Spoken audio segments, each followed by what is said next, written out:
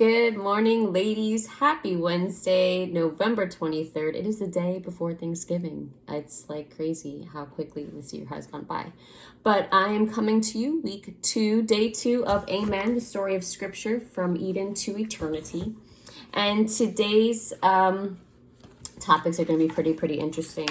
For those of you that are watching this or listening to this on your way to the grocery store, I pray for you. It is definitely a crazy, hectic world out there. So be safe for sure. But week 2, day 2, the fallen word, Genesis chapter 3 through 11. And scriptures to meditate on today is really a whole chapter of Genesis chapter 3. And we finished yesterday with a picture of shalom, peace in Eden. But it wouldn't be long before that peace was broken.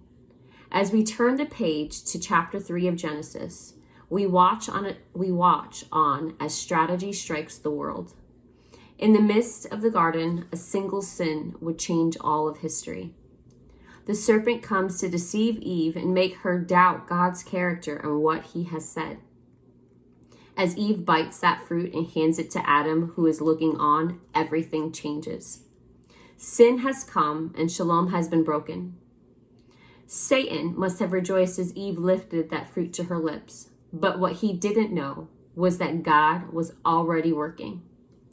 God had a plan before the ages to redeem the people that he loved, found in Ephesians chapter 1, verses 3 through 7, and Acts chapter 2, verse 23. God was not surprised by the devastating sin of the first humans. This moment of depravity would set into motion the plan of redemption as the story of Scripture unfolds. Genesis 3 feels heavy. We are struck by the weight of the sin of the parents of humanity, and we are reminded of the weight of our own sin as well. Yet in the midst of Genesis chapter 3, we find the promise of a Redeemer. It is a mysterious promise that redemption is coming.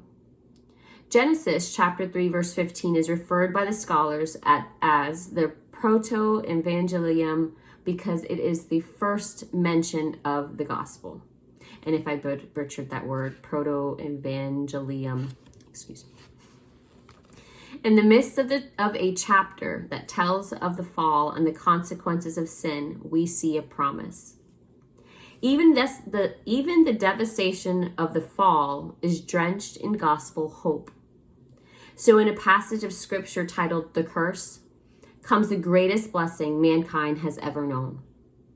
Even the curse is full of blessing with our good and gracious God. Genesis chapter 3 verse 15 tells us that Genesis chapter 3 verse 15 tells us that though Satan wouldn't bruise the heel of this promised seed of the woman, this seed, who is Jesus himself, would crush the head of Satan. So in one verse, God revealed the whole plan of Scripture. Satan would fight against God, but only ever bruise his heel. But God would defeat Satan with a crushing blow to the head, one from which Satan would never recover. This chapter contains a great promise of hope, but it also tells of the consequences and devastation brought from sin entering the world. Adam and Eve would be covered by God with garments of skins, which is pointing us towards a greater need for our sin to be covered by a sacrifice. Our hearts break as we watch. Adam and Eve driven from the garden, separated from God. Every aspect of their lives and of how the world is now marred by their sin. Sin always brings death. It isn't always immediate, but it is a consequence of the fall. The next chapters of Genesis reveal this in vivid detail. Only one chapter after the fall, we see Adam's own son kill his brother, Cain and Abel. In chapter 5, we see a list of genealogies and notice that because of sin, people live and then they die.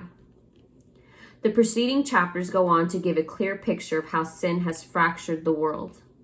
From the story of Noah to the Tower of Babel, where the people try to make a great name for themselves, the devastation of sin is evident. The impact of sin is everywhere, but the promise of the Redeemer is still there. God is still working. Though the world has been changed and peace has been broken, there is a promise that one day the Prince of Peace would come and restore all that has been broken by sin. Genesis chapter 3 is definitely very, very deep, very interesting to say the least. The whole chapters of Genesis is to, at least from my opinion. But 3 questions for today's devotion, and I'll also post them at the bottom of the video. But first one, contrast the environment of Genesis chapter 1 through 2 with what is seen in chapter 3. Next, second question, Genesis chapter 3 verse 15 is the first promise of the Messiah. In this one verse, God reveals the whole plan of Scripture. Paraphrase the verse below. And last question, what does this part of the story teach you about who God is? And that's it. That is all for today's devotion. It's going to be a busy day.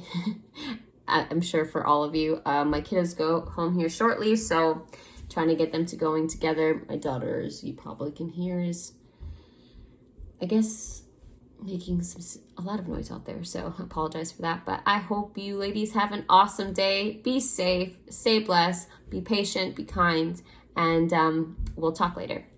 Bye.